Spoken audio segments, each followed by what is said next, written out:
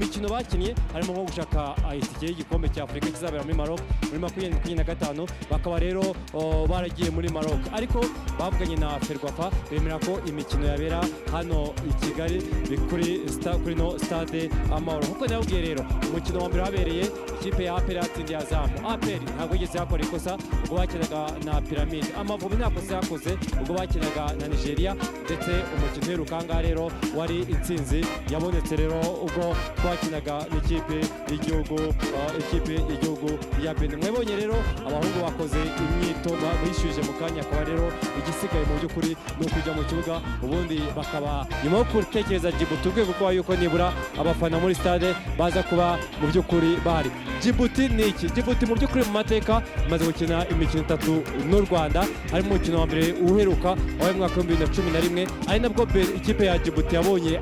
result navuga ngo nziza mu mateka aho batsinze ibitego 4 kuri 1 gusa mbere yaho undi mukino wabaye rero ikipe ya Djibouti yatsinzwe ibitego 9 mu by'ukuri iyo ugiye kureba umuntu avuga ngo ufasha amakipe nka Djibouti amakipe nka Somalia ubona mu by'ukuri harimo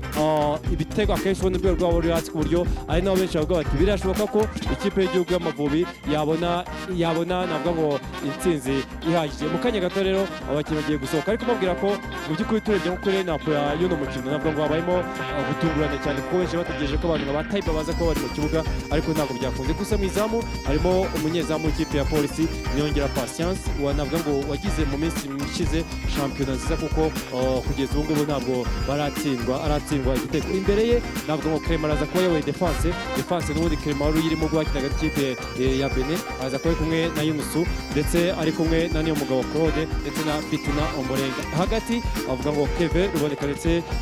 na Oze mu gihe cyari Ramadan Olivier ndetse na Arsene mu by'ukuri abo no bakinnyi umutoza Frank Dorsen ahaye amahirwe yo kugira ngo bigaragaze kuri umukino ubanza twifuza ko haboneka navuga ngo intsinzi kugira ngo umukino wo kuwa kane uzabe ari umukino woroshye mu by'ukuri bundi CAF mu mwaka wa 2009 yafashe umwanzuro ko abakinnyi bakina imbere mu gihugu bahabwa agaciro kugira ngo bahabwe irushanwa bahawe CHAN ya mbere yabereye muri Sudan u Rwanda rwagiyeyo ntabwo rwitwaye neza CHAN ya 2014 yabereye muri Afurika y'Epfo ntabwo abanyarwanda babashije kuyitabira kubera ko icyo gihe Ethiopia yasezereye u Rwanda kuri stade ya Kigali Nyamirambo kuri penalty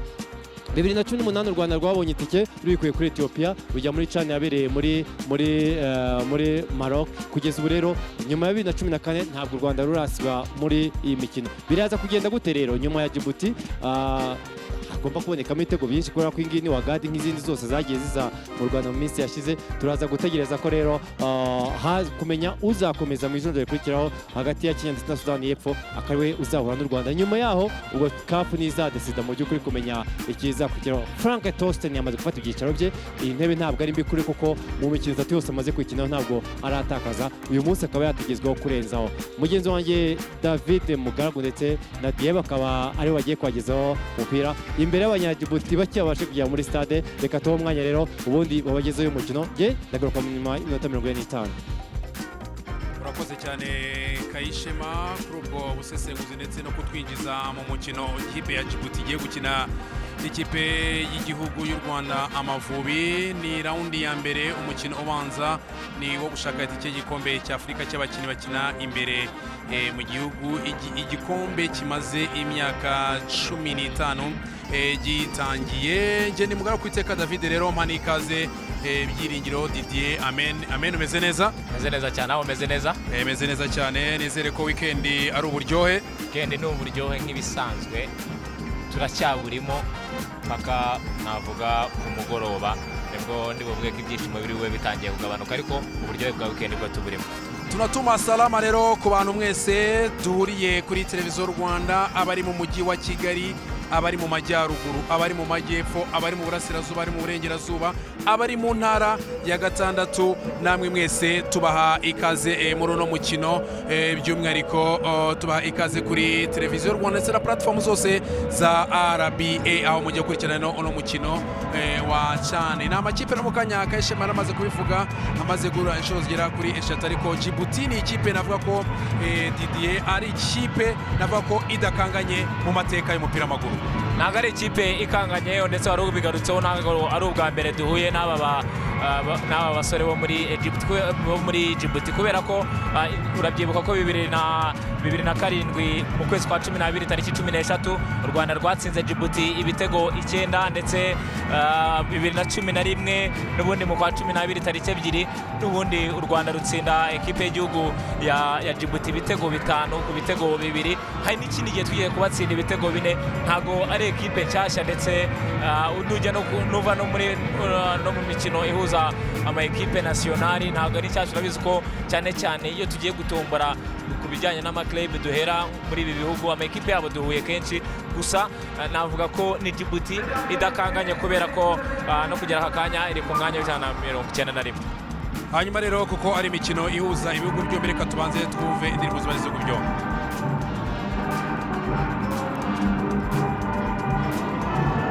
hasi ku buryo ari nabo benshi bavuga bati birashoboka ko ikipe y'igihugu y'Amavubi yabona navuga ngo intsinzi ihagije. mu kanya gato rero abakinnyi bagiye gusohoka ariko mbabwira ko mu by'ukuri turebye nko kuri napo ya y'uno mukino navuga ngo habayemo gutungurana cyane kuko benshi bategereje ko abantu nka ba Taiba baza kuba bari mu kibuga ariko ntabwo byakunze. gusa mu izamu harimo umunyezamu w'ikipe ya Polisi Niyongera Patience navuga ngo wagize mu minsi ishize shampiyona nziza kuko kugeza ubu ngubu ntabwo aratsindwa igitego. imbere ye navuga ngo Clement araza kuba yoboye defense n'ubundi Clement wari uyirimo gwakinaga n'ikipe ya Benin araza kuba ari kumwe na Yunusu ndetse ari kumwe na Niyomugabo Claude ndetse na Fitina Ombolenga. hagati avuga ngo Keve Ruboneka ndetse na Oze mu gihe cyo hari Ramadan Olivier ndetse na Arsene. mu by'ukuri abo nibo bakinnyi umutoza Frank Thorsen ahaye amahirwe yo kugira ngo bigaragaze kuri uno mukino ubanza. twifuza ko haboneka navuga ngo intsinzi kugira ngo umukino wo kuwa kane uzabe ari umukino woroshye. mu by'ukuri bundi CAF mu mwaka wa 2009 yafashe umwanzuro ko abakinnyi bakina imbere mu gihugu bahabwa agaciro kugira ngo bahabwe irushanwa. bahawe CHAN ya mbere yabereye muri Sudan, u Rwanda rwagiyeyo ntabwo rwitwaye neza. CHAN ya 2014 yabereye muri Afurika y'Epfo ntabwo abanyarwanda babashije kuyitabira kubera ko icyo gihe Ethiopia yasezereye u Rwanda kuri stade ya Kigali Nyamirambo kuri penalty. 2018 u Rwanda rwabonye itike rubikuye kuri Ethiopia rujya muri CHAN yabereye muri Maroc. kugeza ubu rero nyuma ya 2014 ntabwo u Rwanda rurasiba muri iyi mikino. biraza kugenda gute rero nyuma ya Djibouti agomba kubonekamo ibitego byinshi kubera ko ingini wagadi nk'izindi zose zagiye ziza mu Rwanda mu minsi yashize. turaza gutegereza ko rero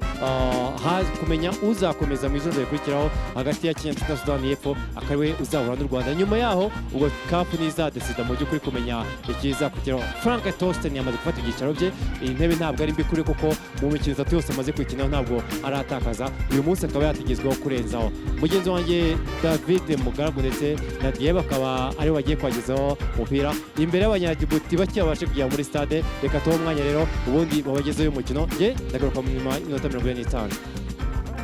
urakoze cyane Kayishema kuri ubwo